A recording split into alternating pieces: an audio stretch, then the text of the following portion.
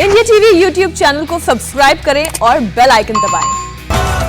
Battle of Bengal में मिली जबरदस्त victory के बाद आज ममता बनर्जी राज्यपाल जगदीप धनखड़ से मुलाकात करेंगी। ममता की राज्यपाल से ये मुलाकात शाम 7 बजे होगी। इस मुलाकात में ममता बनर्जी सरकार बनाने का दावा पेश कर सकती हैं। ममता लगातार तीसरी बार बंगाल की सीएम बनेंगी।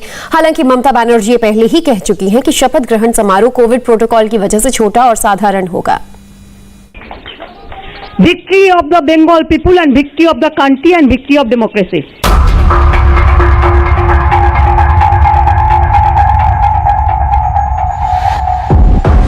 मोदी के विजय रथ को ममता ने कोलकाता में रोक दिया।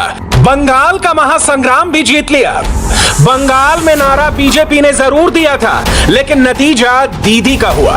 अब की बार दीदी 200 पार।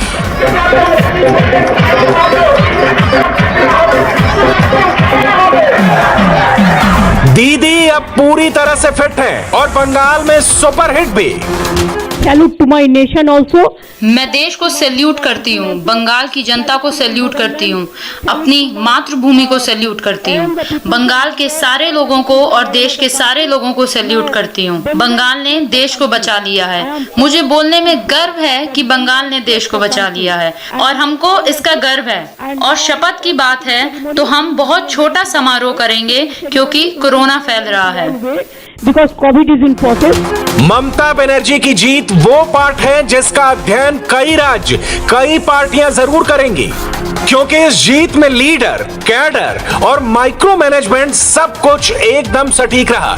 मैदान पर बड़े बड़े लीडर को कोई भी उतार सकता है, लेकिन जब तक बूथ लेवल में कैडर नहीं होगा तो जीत संघर्ष तक सीमित रहेगी। दीदी ने यह साबित कर दिया। बीजेपी को भी हराया जा सकता है। I will not forget, I will remember everything. मैं कुछ नहीं भूलूंगी, मैं सब कुछ याद रखूंगी, लेकिन हमको हर किसी का सम्मान करना चाहिए। मैं भी दूसरों से सम्मान की उम्मीद करती हूँ। मुझे कोई फर्क नहीं पड़ता किसने मुझसे क्या कहा। इंसानियत सबसे बड़ी चीज होती है। इन सारी बातों को भूल जाना चाहिए। हमें मैच टीम स्पिरिट से खेलना चाहिए, जो कि अच्छी स्पिरिट है। ये हमारे देश की स्पिरिट है, लोकतंत्र की स्पिरिट है, संवैधानिक स्पिरिट है। मैं सबका शुक्रिया अदा करती हूँ जो हमारे साथ थे या नहीं थे। And I thanks to everyone whoever worked in favor of us, whoever not worked. Bengal चुनाव ममता का हाई रिस्क गेम था, लेकिन दीदी ने पहले फेज से चुनाव को अपने कंट्रोल में रखा। इमोशन पर दांव खेला, बाहरी और बंगाल की बेटी को सबसे बड़ा चुनावी हथियार बनाया। I must congratulate my. मैं आज अपने लोगों का धन्यवाद करती हूँ। मैं बंगाल की जनता से कहती हूँ, जो हमने वादे किए थे, हम सारे वादों को पूरा करेंगे। We will fulfill all the commitments. More than 2-1 seat.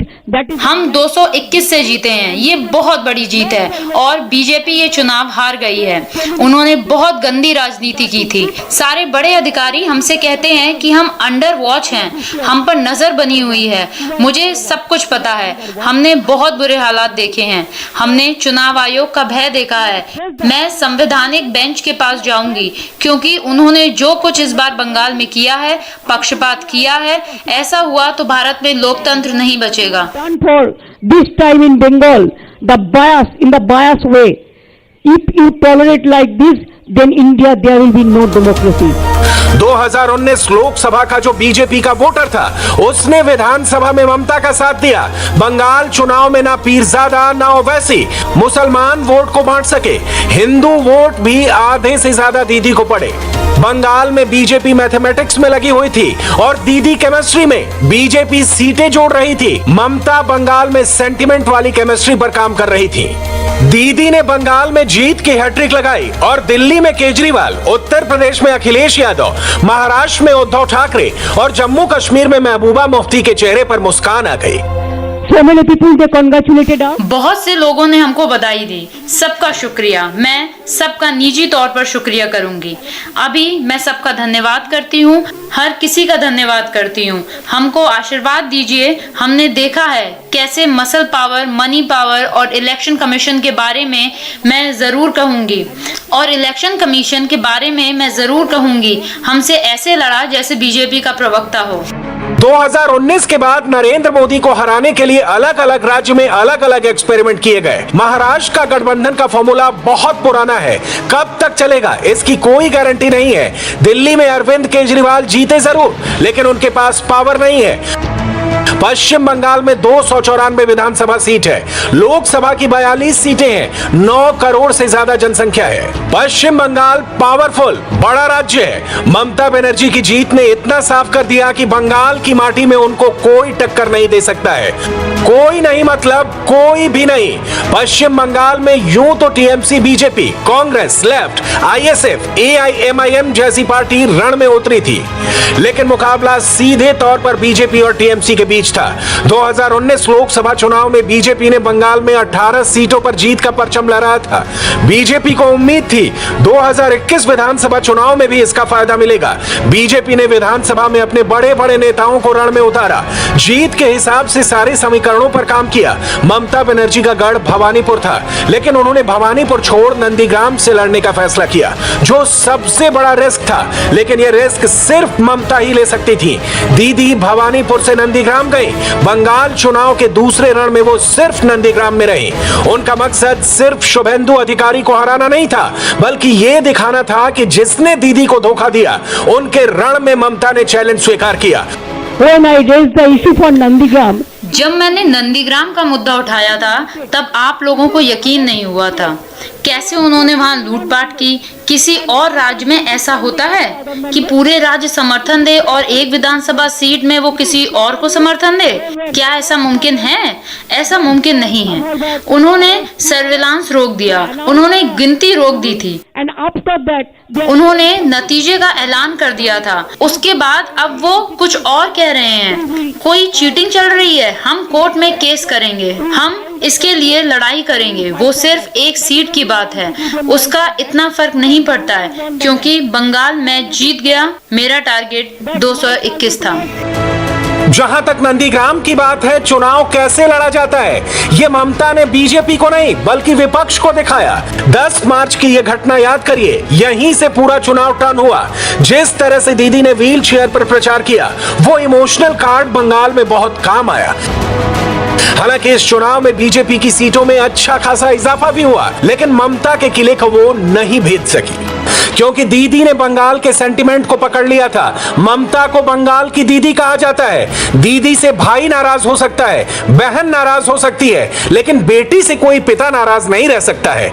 चुनाव में ममता की इमेज को दीदी से बंगाल की बेटी में तब्दील किया गया, जिसका फायदा ग्राउंड पर नजर भी आया। टीएमसी का स्कोर 200 पार।